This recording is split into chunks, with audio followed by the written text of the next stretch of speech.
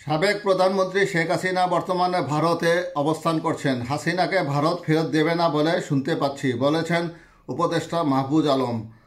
যেহেতু মাহফুজ আলম এই কথাটি বলেছেন, তাহলে এটা মোটামুটি নিশ্চিত যে ভারত শেখ হাসিনাকে বাংলাদেশের কাছে হস্তান্তর করবে না, এটাই স্বাভাবিক। ক্ষমতাচ্যুত সাবেক প্রধানমন্ত্রী শেখ হাসিনাকে ভারত ফেরত দেবে না বলে একটি পলিটিক্যাল সিদ্ধান্ত নিয়েছে, এমনটি শুনতে পেয়েছেন বলে জানিয়েছেন অন্তর্বর্তী সরকারের উপদেষ্টা মাহফুজ আলম।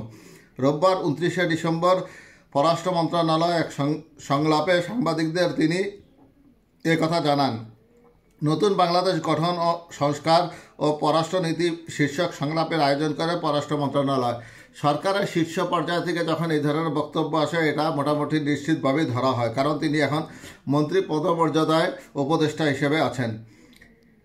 এতে অংশ নেন অন্তর্বর্তী সরকারের উপদেষ্টা মাহফুজ আলম, তথ্য উপদেষ্টা নাহিদ ইসলাম ও পররাষ্ট্র সচিব এম জসিমউদ্দিন। এতে পররাষ্ট্র মন্ত্রণালয়ের কূটনীতিকরা অংশ নেন। এক প্রশ্নের উত্তরে অন্তর্বর্তী সরকারের উপদেষ্টা মাহফুজ আলম বলেন, উনাকে অর্থাৎ শেখ হাসিনাকে তারা ভারত ফেরত দেবে না বলে রাজনৈতিক সিদ্ধান্ত নিয়েছে বলে আমরা শুনতে পাচ্ছি। তিনি বলেন, আমাদের বাস্তববাদী হতে হবে। সরকার বদলালে যাতে পররাষ্ট্রনীতি বদলাতে না হয়, বিষয়টি সামনে রেখে কোনো ধরনের হটকারী সিদ্ধান্ত আমরা নিতে পারি না। আমাদের সার্বভৌমত্ব, আমাদের স্থানীয় নিরাপত্তা, আমাদের অখণ্ডতা রক্ষাই আমাদের অগ্রাধিকার। উপদেষ্টা বলেন, আমাদের জায়গায় আমাদের শক্তি ও সক্ষমতা কিভাবে বাড়ানো যায় সেদিকে মনোযোগ দিতে চাই। কোনো রাষ্ট্র কী করলো তার চেয়ে গুরুত্বপূর্ণ আমাদের সক্ষমতা বাড়ানো এবং দর কষাকষি শক্তি বাড়ানো। বাংলাদেশ যদি সক্ষমতা বাড়ায়, তাহলে আন্তর্জাতিক অঙ্গনে দর কষাকষির শক্তি বাড়বে। এটি আমাদের জনগণকে উপকৃত করবে। এক প্রশ্নের উত্তরে তিনি বলেন, গত সরকার এক ধরনের নতজারু পররাষ্ট্রনীতি নিয়েছিল।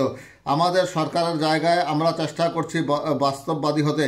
যদি আমাদের ভুল বা হটকারিতা থাকে, তা আপনারা শোধরানোর চেষ্টা করবেন আমাদেরকে। এটি আমাদের সরকারের জন্য ভালো হবে। তিনি আরও বলেন, আমরা সবসময় চেষ্টা করছি বাংলাদেশের স্বার্থ অক্ষুণ্ণ রাখতে। বাংলাদেশকে সামনে এগিয়ে নেওয়ার জন্য সব রাজনৈতিক দল ও অংশীজনের ঐক্যমত্য চাই আমরা।